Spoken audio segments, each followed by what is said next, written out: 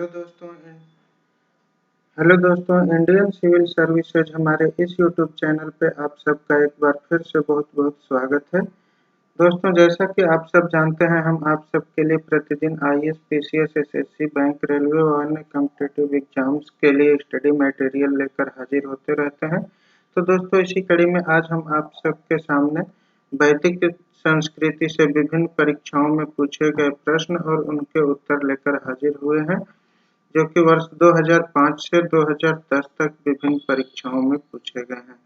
तो दोस्तों, आज की ये वीडियो शुरू करने से पहले हमारा आपसे एक बार फिर विनम्र निवेदन है कि आप हमारे चैनल को सब्सक्राइब कर लीजिए और बेल के निशान को दबा दीजिए, ताकि हमारी आने वाली हर वीडियो का बेल नोटिफिकेशन आपको तुरंत मिल सके और आप हमारी वीडियो सबसे पहले देख सकें।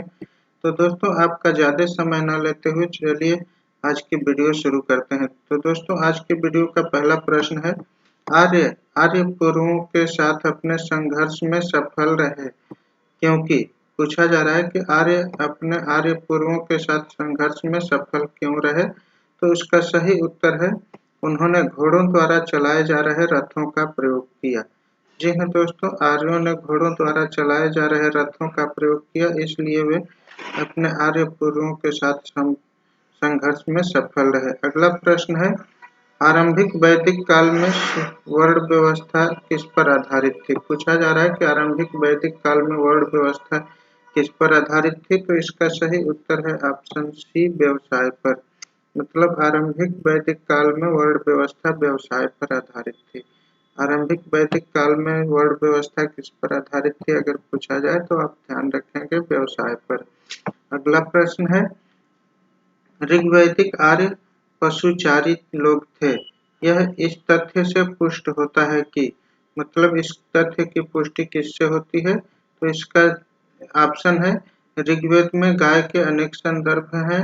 दूसरा ऑप्शन है, अधिकांश युद्ध गायों के लिए लड़े गए। तीसरा ऑप्शन है, पुरोहितों को दिए जाने वाला उपहार प्रायः गायें होती थी, न कि जमीन।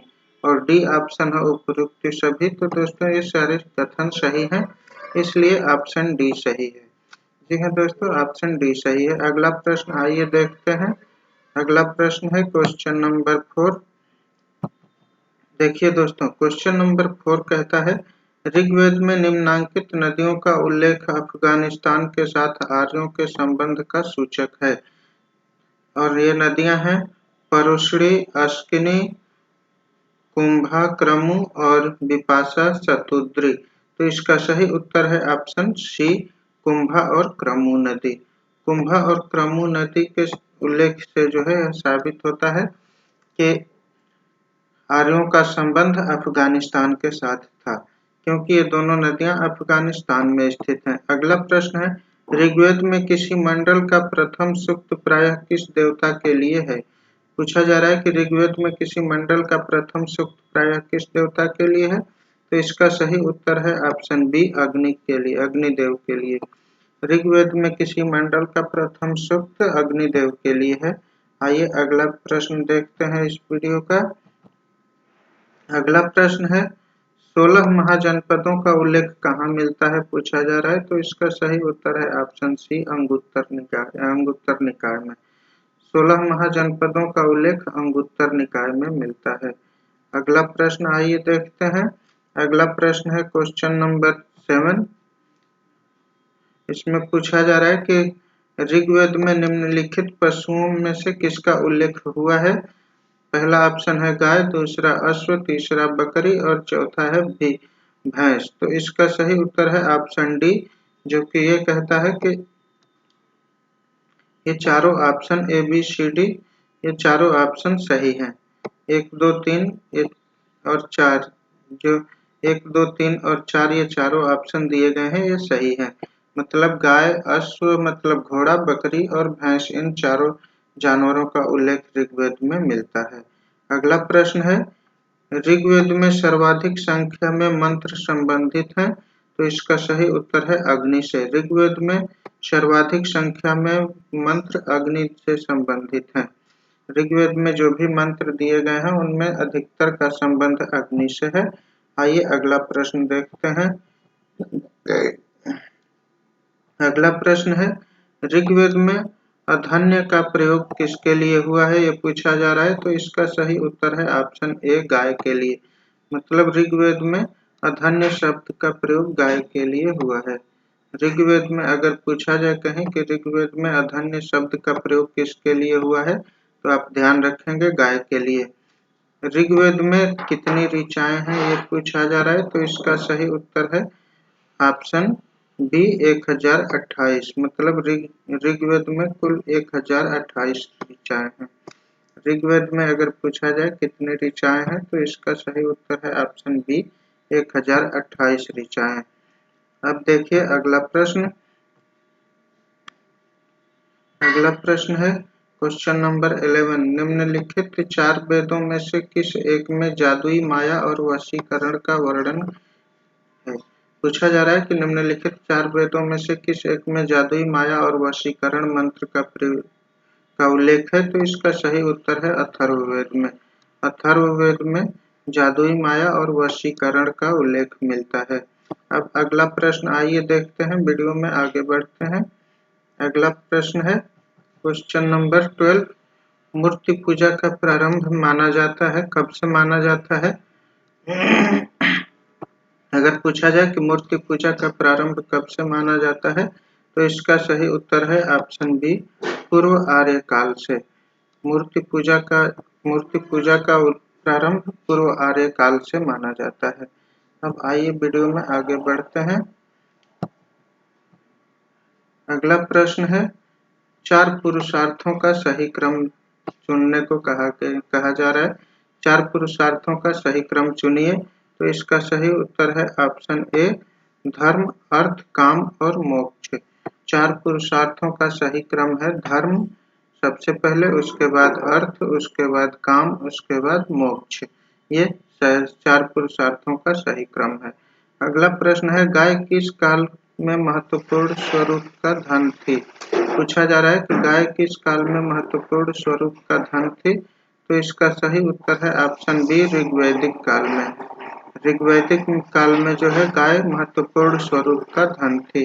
अब आइए वीडियो में आगे बढ़ते हैं और अगला प्रश्न देखते हैं।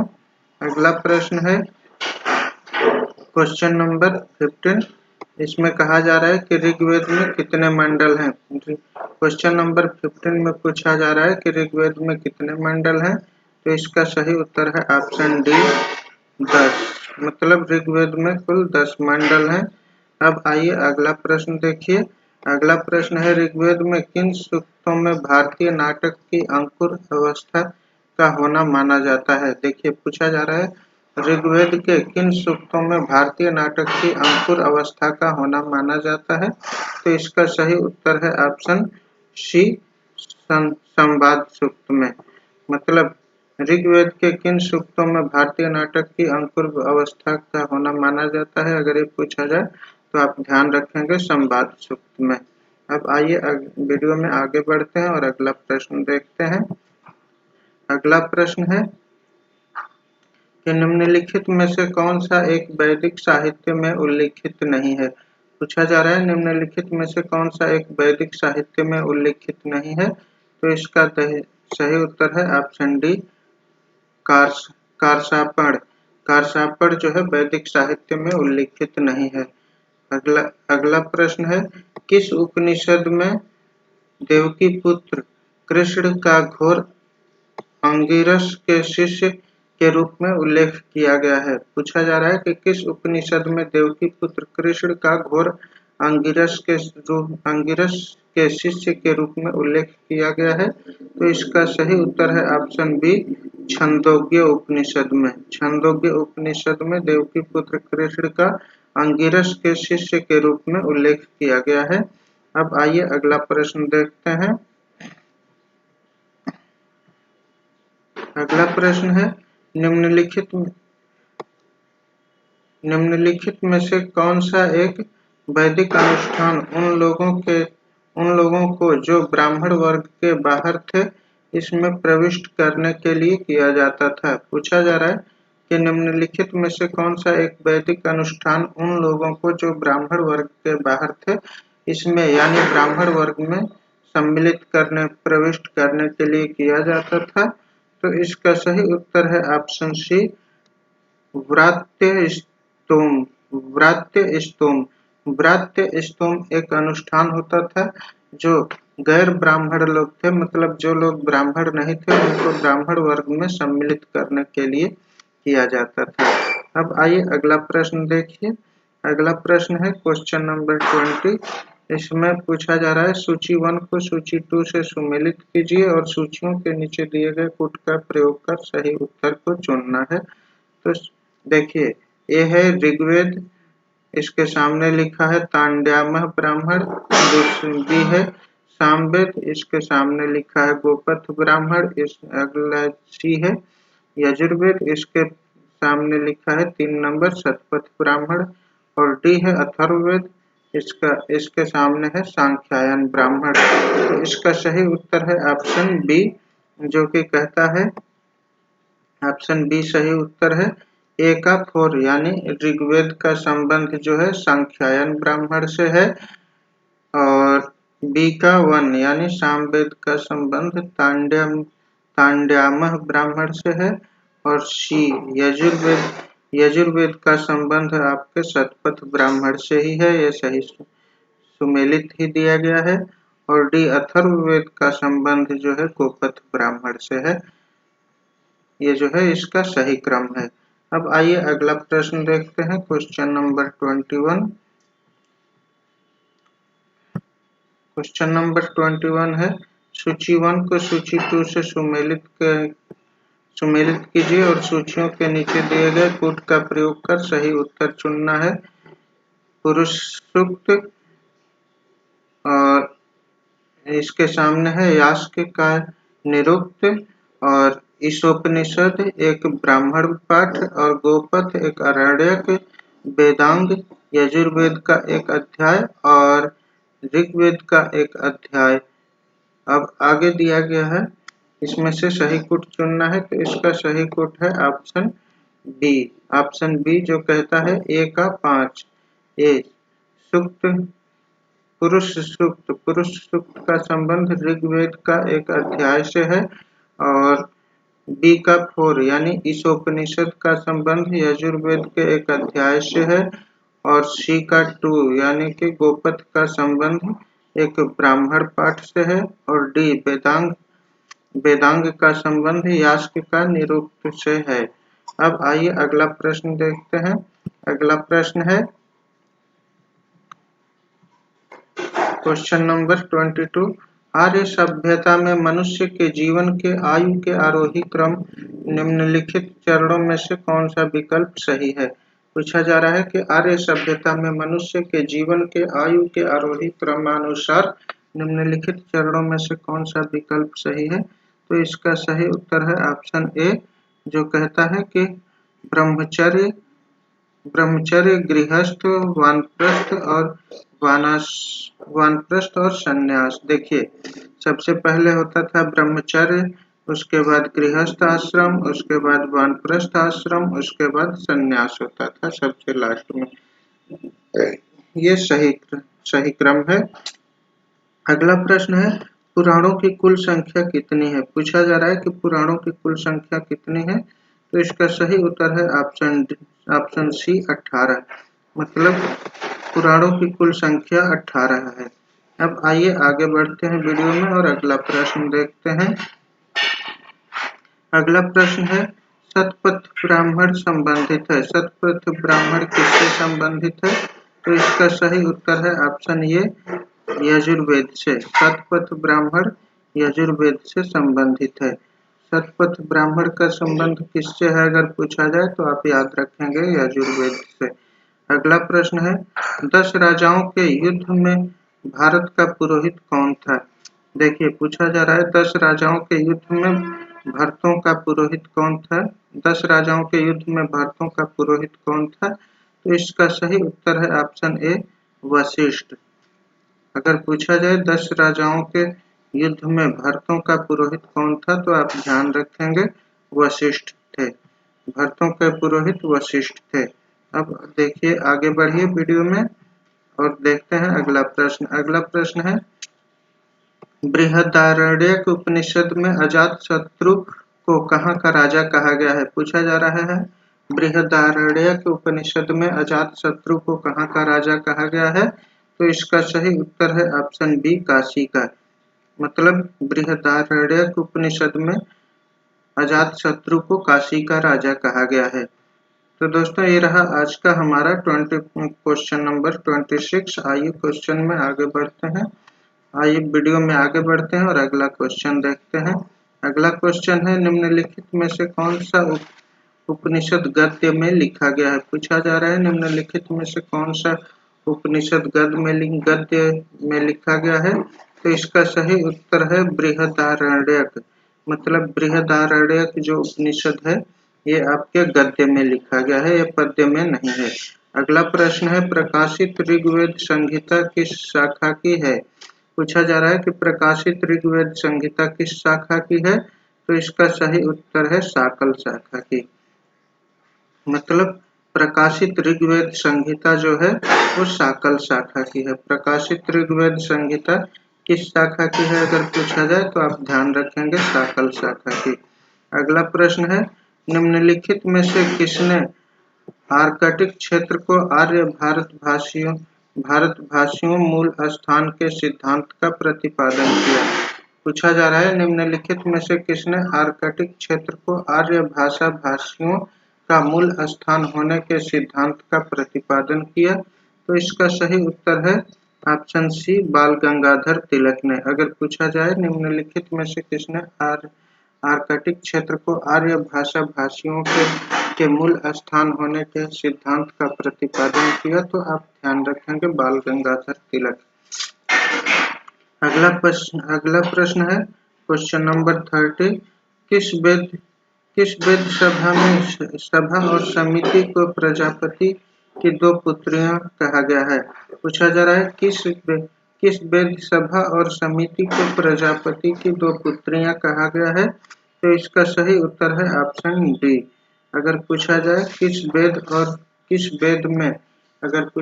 किस वेद में सभा और समिति को प्रजापति की दो पुत्रियां कहा गया है तो आप ध्यान रखेंगे अथर्ववेद में।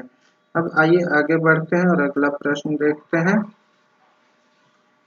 अगला प्रश्न है निम्नलिखित अभिलेखों में से कौन सा ईरान से भारत में आर्यों के आने की सूचना देता है?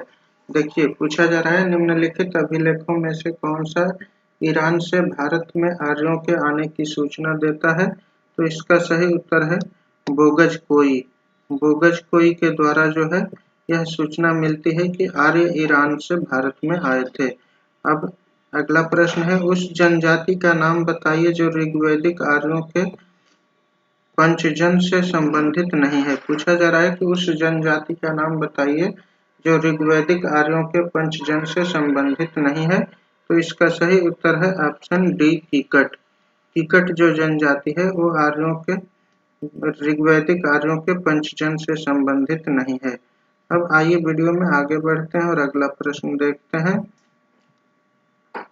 अगला प्रश्न है निम्नलिखित में से कौन सा वेद सबसे प्राचीन है? पूछा जा रहा है कि निम्नलिखित में से कौन सा वेद सबसे प्राचीन है? तो इसका सही उत्तर है ऋग्वेद। ऋग्वेद सबसे प्राचीन है। अगला प्रश्न है निम्नलिखित में से किसमें विख्यात गायत्री मंत्र मिलता है? तो इसका सही उत्तर है ऋग्वेद में। ऋग्वेद में जो है गायत्री मंत्र मिलता है। मतलब गायत्री मंत्र जो है ऋग्वेद से लिया गया है। अब आइए अगला प्रश्न देखते हैं। अगला प्रश्न है क्वेश्चन नंबर 35। इसमें पूछा जा रहा है प्रसिद्ध दासराज्य। देखिए प्रसिद्ध दासराज्य 10 राजाओं का युद्ध का उल्लेख कहाँ मिलता है? तो इसका सही उत्तर है ऑप्शन बी, ऋग्वेद में। अगर पूछा जाए प्रसिद्ध दासराज्य यानी 10 राजाओं के युद्ध का उल्लेख कहाँ मिलता है तो आप ध्यान रखेंगे ऋग्वेद में। अगला प्रश्न आइए देखते हैं। अगला प्रश्न है क्वेश्चन नंबर 36। इसमें पूछा जा रहा है कि प्रसिद्ध सूक्ति तत्त्वमसि निम्नलिखित में से किस उपनिषद में मिलती है? पूछा जा रहा है कि प्रसिद्ध सूक्ति तत्त्वमसि निम्नलिखित में से किस उपनिषद में मिलती है? तो इसका सही उत्तर है ऑप्शन बी, छंदोग्य उपनिषद में। मतलब तत्त्वमसि जो प्रसिद्ध सूक्ति है ये छंदोग्य उपनिषद में इसका उल्लेख मिलता है। अगला प्रश्न है, निम्नलिखित में से किस वैदिक सूक्त में 4 वर्णों के उद्गम का संदर्भ मिलता है? पूछा जा रहा है निम्नलिखित में से किस वैदिक सूक्त में 4 वर्णों के उद्गम का उल्लेख मिलता है? तो इसका सही उत्तर है ऑप्शन ए पुरुष। अगर पूछा जाए कि किस वैदिक सूक्त में जो है 4 वर्णों के उद्गम का संदर्भ मिलता है, तो आप ध्यान रखेंगे पुरुष में। अब आइए अगला प्रश्न देखते हैं। अगला प्रश्न है क्वेश्चन नंबर 38।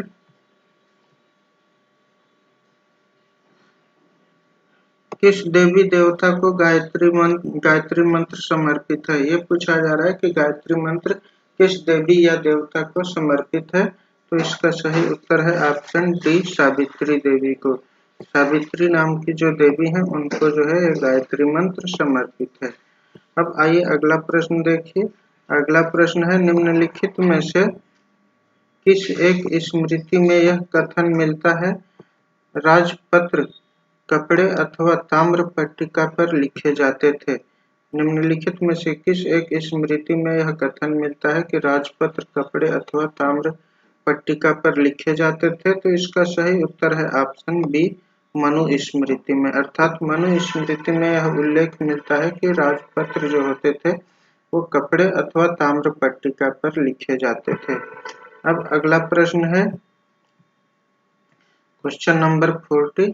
उत्तर वैदिक काल में निम्नलिखित में से कौन सा अधिकारी करों का संग्राहक होता था? पूछा जा रहा है उत्तर वैदिक काल में निम्नलिखित में से कौन सा अधिकारी करों का संग्राहक होता था? तो इसका सही उत्तर है ऑप्शन ए, भागदूध।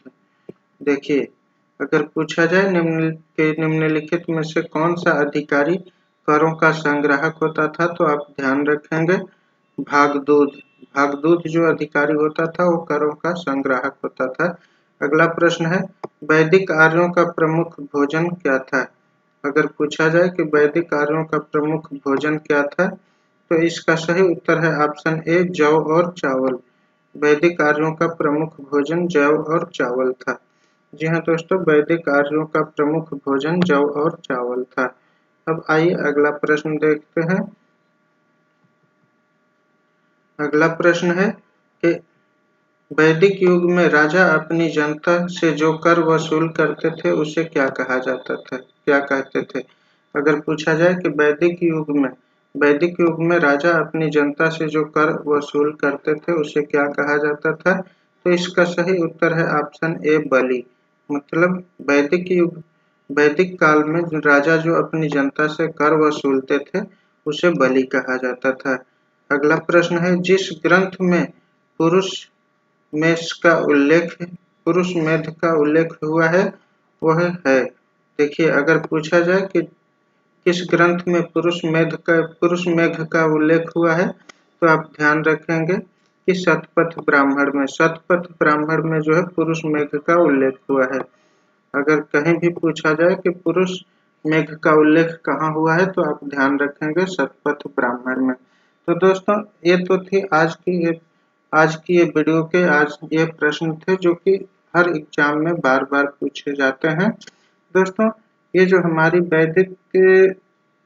वैदिक संस्कृति की श्रृंखला है, ये इस वीडियो सीरीज का ये तीसरा वीडियो है। या 2 वीडियो ऑलरेडी हम अपलोड कर चुके हैं, ये तीसरी वीडियो है। तो दोस्तों, इस वीडियो में भी हमने आपसे जो है विभिन्न परीक्षाओं में पूछे गए महत्वपूर्ण प्रश्न और उनके उत्तर आपसे डिस्कस किए। इसी वीडियो सीरीज के अगले वीडियो में मिलेंगे आपसे अगले दिन। तब तक के लिए नमस्कार, जय हिंद। और दोस्तों, चलने से पहले एक बार फिर हमारा आपसे निवेदन है कि आप हमारे चैनल को सब्सक्राइब कर लीजिए और बेल के निशान को दबा दीजिए ताकि हमारी आने वाली हर वीडियो का बेल नोटिफिकेशन आपको मिल सके और आप हमारी वीडियो सबसे पहले देख सकें। तो दोस्तों, आज की वीडियो को यहीं संपन्न करने की हम आपसे इजाज़त चाहते हैं। मिलेंगे आपसे अगले वीडियो में, तब तक के लिए नमस्कार, जय हिंद।